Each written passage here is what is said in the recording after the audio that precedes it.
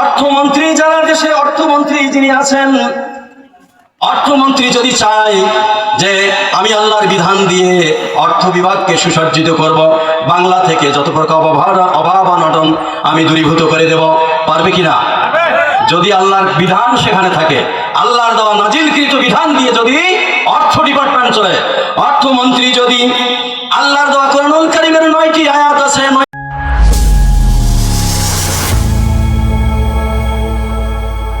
কাফের মুশরিকদের আইন দিয়ে জমিন ছিল, এটা কার কথা?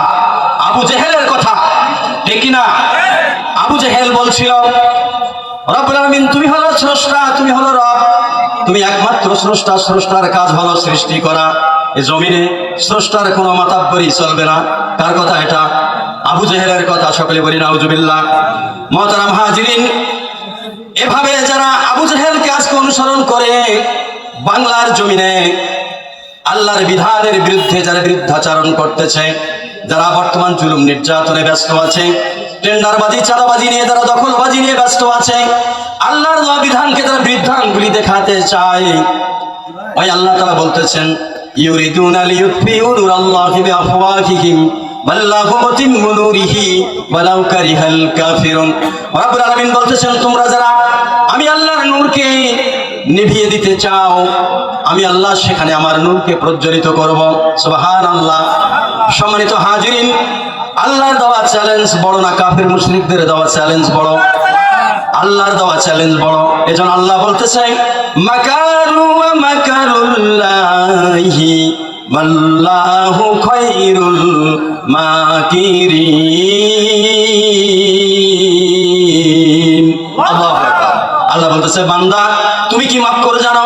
তোমার মক্কর যেখানে শেষ, তোমার চালাকি যেখানে শেষ, তোমার কৌশল যেখানে শেষ, তোমার মাতব্বরি যেখানে শেষ, আমি আল্লাহ ওয়াল্লাহু খায়রুল মাকিরিন, সেখানে আমার মাতব্বরি শুরু হবে, সেখানে আমি আল্লাহর কৌশল শুরু হবে, সেখানে আমি আল্লাহর দেওয়া বিধান প্রজ্বলিত করার জন্য যত প্রকার কৌশল, আমি আল্লাহর কৌশল, তোমার কৌশল শেষ যেখানে শুরু, আমি আল্লাহর কৌশল সেখান থেকে। সুবহানাল্লাহ। সম্মানিত হাজিরিন, দুনিয়ায় যারা মানুষের দেখা বিধানের উপরে জীবন পরিচালনা করতে চায়, মনে রাখবেন তারা দুনিয়ায় যেমন ক্ষণিকের এই পৃথিবীতে কাফের মুশরিকদের মতাদর্শ অনুসরণ করতে গিয়ে এই জমিনে যারা ক্ষমতার মসনদ বাংলাদেশ যারা পরিচালনা করতেছে, আইনমন্ত্রী আইনের চেয়ারে বসে মানুষের হক লুণ্ঠন কিভাবে করা যায় এই কৌশলে চালাকি করছে, ঠিক কিনা? সম্মানিত হাজিরিন, আল্লাহ রাব্বুল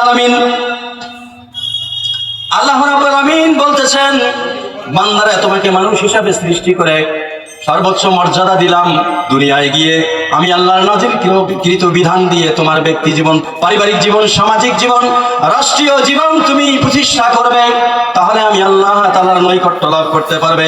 সম্মানিত হাজিরিন, অর্থমন্ত্রী যারা দেশে অর্থমন্ত্রী যিনি আছেন, অর্থমন্ত্রী যদি চায় যে আমি আল্লাহর বিধান দিয়ে অর্থ বিভাগকে সুসজ্জিত করব, বাংলা থেকে যত প্রকার অভাব অনটন আমি দূরীভূত করে দেব, পারবে কিনা?